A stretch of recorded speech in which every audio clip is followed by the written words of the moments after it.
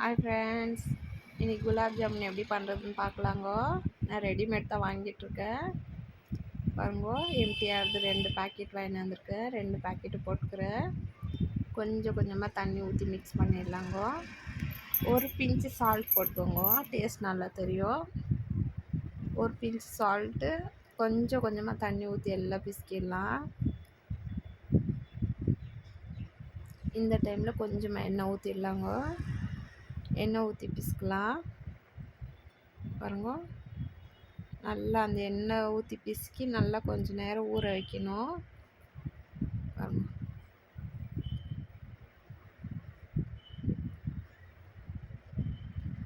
போதுங்க. இப்போ தட்டு போட்டு மூடிடலாம்.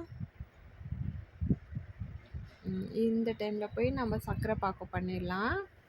சர்க்கரை பாக்குறதுக்கு ஒன்றும் ரொம்ப நம்ம கம்பி பதம்லாம் வேணுன்றதுலாம் இல்லைங்கோ. நான் 2 கப்பு சர்க்கரை போடுறேன்.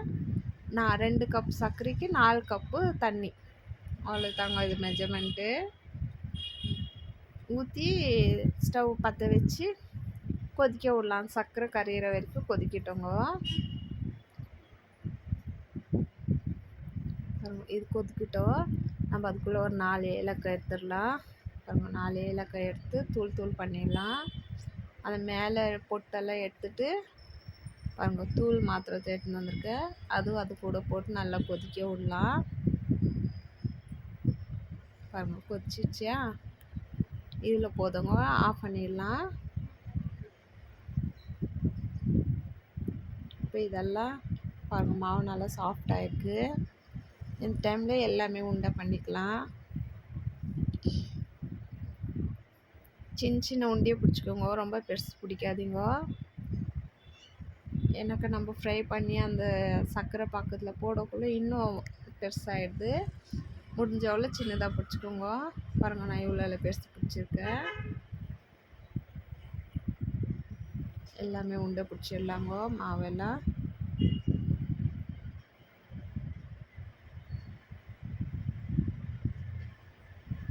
ஆயிடுச்சுங்க.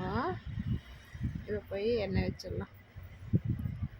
கோல்டு வின்னர் ஆயிலு அதான் யூஸ் பண்ணுறது. எண்ணெய் கோல்டு வின்னர் ஊற்றிக்கிறேன்.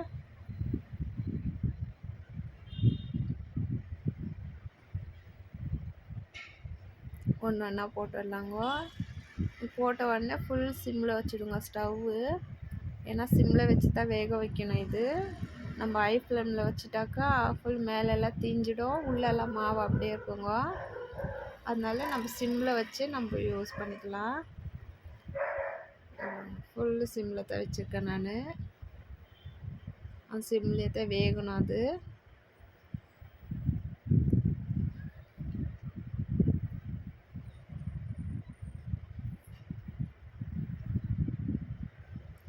நல்ல ஒரு ப்ரௌன் கலர் ஆட்டுங்க.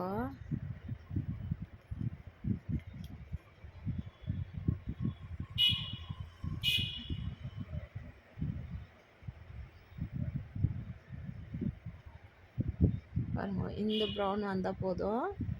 இப்போ நம்ம எடுத்துடலாம். ஃபுல் உள்ளெல்லாம் வெந்துட்டுருக்கோம். இப்போது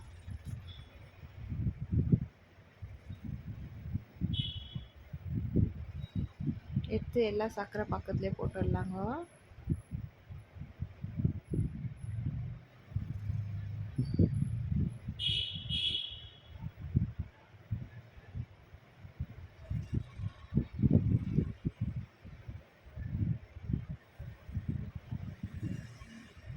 பாருங்க, எல்லாம் சர்க்கரை பக்கத்தில் போட்டு 5 நிமிஷத்துக்கெல்லாம் சாஃப்டாகிடுதுங்க.